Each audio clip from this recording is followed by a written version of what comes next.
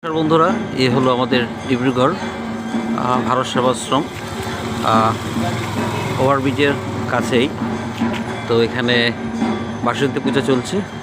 তো আজ মহাসপ্তমী। তো চলুন ভিতরটা দেখি। ছোট্ট একটা ভিডিও বানাচ্ছি, আশা করি ভালো লাগবে। আর সকলকে বাসন্তী পূজার শুভেচ্ছা রইল। সবাই ভালো থাকুন, সুস্থ থাকুন।